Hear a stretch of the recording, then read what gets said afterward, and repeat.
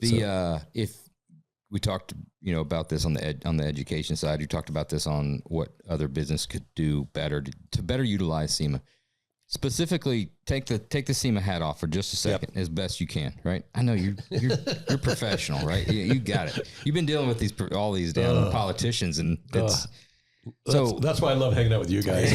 I do still have a little bit of reason in my head. We don't do things like other fucking podcasts. This ain't about just all roses. So you looking at SEMA from going there to spending money on booth through, all the companies to now top, right?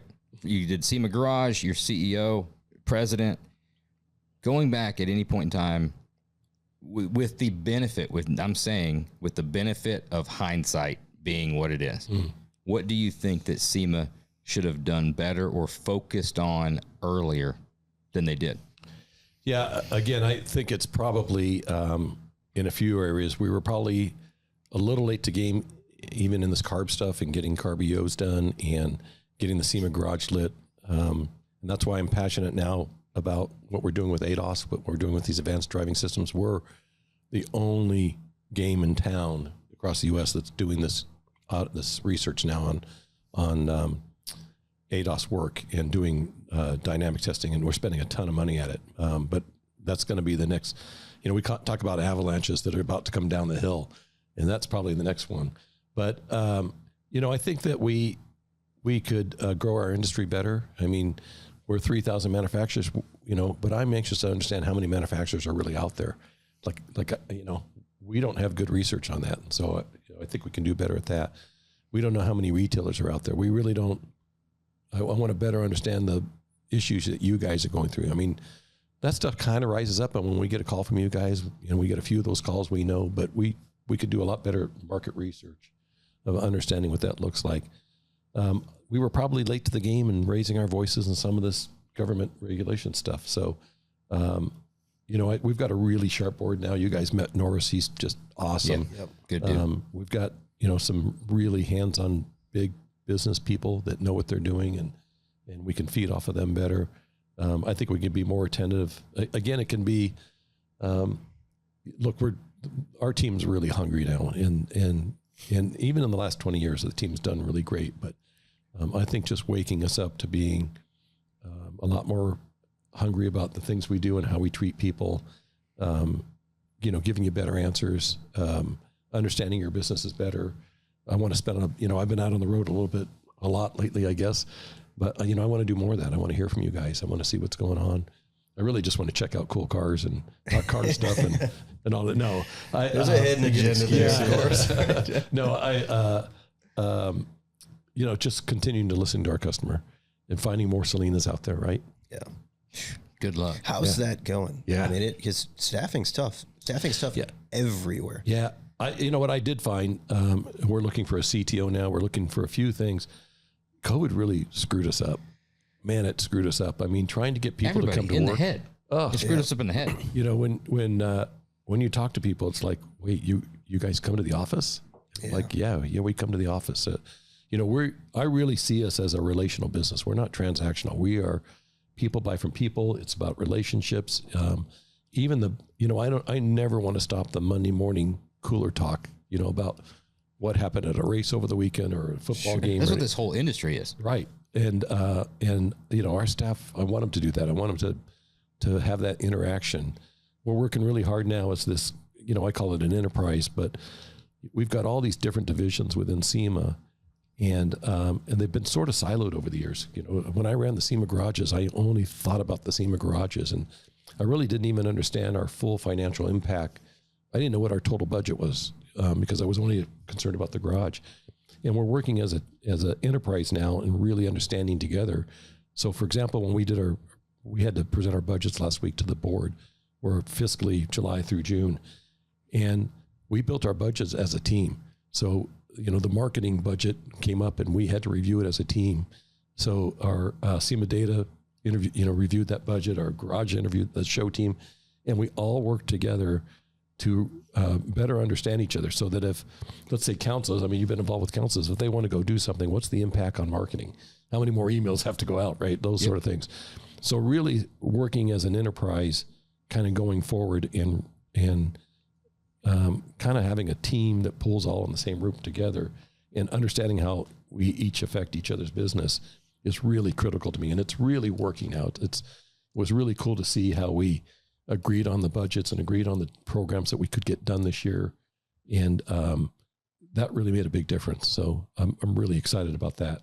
And again, just getting these young entrepreneurs in. I mean, RJ, who runs our marketing team, you know, he was in the first Fast and Furious movie, but he came from McGuire's, 13 years experience. The work he's doing in marketing now, I mean, I don't understand all that stuff. I don't understand social media and all those sort of things, but you get the right people in place and you let them run. That's it. And they, you know, Tom G, who runs our show, is he's a student of the show industry. I mean, he really is a student of the show industry. He's great. Understands. He goes to other trade shows and talks to other trade shows and understands things they're doing and, you know, all of that stuff. So, you know, really getting enthusiastic people there that want to make a difference, that care, and you let them run, let them run, get out of their way. You've done a fantastic job. The team that you've put together, you've seen we talked about it a year and a half or so ago about what's the step for social media. Phil brought it up. You talked about, it feels like there's a missed opportunity there to promote, right? Yeah. They've been doing a really good job at that. Yeah. It's a visual difference. I mean, followers you can see, the engagement. Yeah. It was a barren landscape, you know, not too long ago. Done a great job there. Tom Gattuso is awesome. Everything the way the show, there are a lot of good things. Yeah. Anybody that's been listening, they've understood what SEMA does for its members, what SEMA, the show, does for manufacturers, right? If you're building a parts, or you're selling your wares, you're doing the thing, it's kind of a given. You understand what the benefit is. From a builder standpoint, most builders understand what the benefit is, right? It's a platform. It's the deadline. It's the time that you got to get the show done. You've got all these exhibitors and vendors that need a car. You're doing awesome stuff with Battle of the Builders. So it gives the builders their thing, right? It's the Super Bowl. Yeah. You've put the Super Bowl on for them to compete against each other. There's all different awards. There's all stuff. From a retailer standpoint, right? Say your mom, now there's not many of them, right? Super Shops is gone. Yeah. Right? It's all the stuff. No, there's still a lot out there. There's still a lot out there, right? It's not the conglomerates anymore. So it's a mom and pop, and they are vital to their community, right? They're the guy that goes down and, you know, fills the nitrous bottle. They're going to go in and they're buying an intake, or they're going to buy the stuff. There's still brick and mortar stuff. What is the benefit what can SEMA do for those guys besides allowing them to become buyers and go and meet stuff like that? What's the benefit? Yeah. So you're right. I mean, it starts with the SEMA show and as buyers, but that's an area we've got to still do a lot of work on. I will tell you that we're spending more focus on it. Probably the number one tool that they can have is SEMA data. So their ability to look up parts and put their parts onto a website. I mean, we really make that seamless now.